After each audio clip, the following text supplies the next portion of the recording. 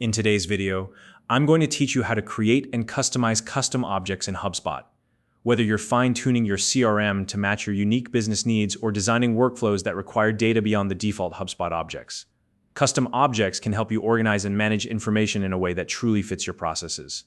By the end of this tutorial, you'll know exactly how to set up and customize these objects, step by step.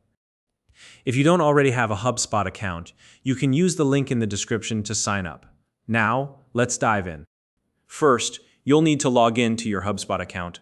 Once you're on the dashboard, look for the settings icon. It's typically represented by a small gear symbol. Click on that. This will take you to your main settings menu, where you can control various aspects of your HubSpot setup. Next, in the settings menu, navigate to the section labeled Objects. Once you're there, click on Custom Objects. This is the area where you can create and manage objects tailored specifically to your business needs. Now, to create a new custom object, look for the button that says Create Custom Object. Depending on your version of HubSpot, this button might also appear as Create a Custom Object, so keep an eye out for either label and click it. Here, you'll be prompted to enter a name and a description for your custom object. The name is what you'll use to identify the object in HubSpot, so make it clear and specific. The description is just as important. It provides context for you and your team about the purpose of this object.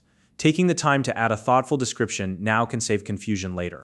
Once the name and description are set, it's time to define the primary and secondary properties for your object. These properties determine how the records of this object will be displayed and what kind of information they will capture. Choose properties that are most relevant to the data you're working with. For example, if your custom object represents events, primary properties might include the event name and date, while secondary properties could include location or the number of attendees. Take a moment to think about what information is most critical for your workflow. When you're done, click Create to finalize your new custom object.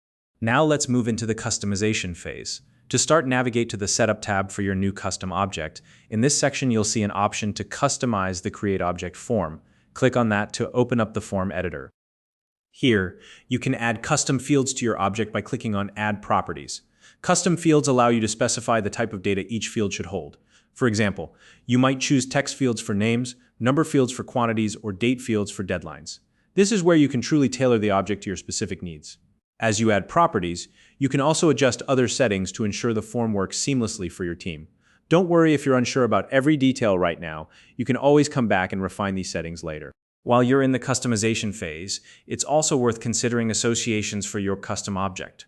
Associations allow you to link your custom object to existing HubSpot objects like contacts, companies, or deals.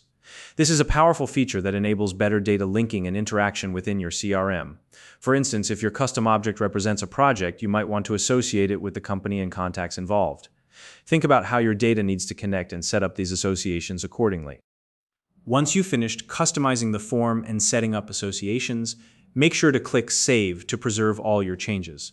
This ensures that your work is saved and your custom object is ready to use. And that's it. You now know how to create and customize custom objects in HubSpot, giving you the flexibility to organize your data exactly how you need it. If you have any questions or would like to see tutorials on other HubSpot features, let me know in the comments below. If you found this video helpful, please like and subscribe.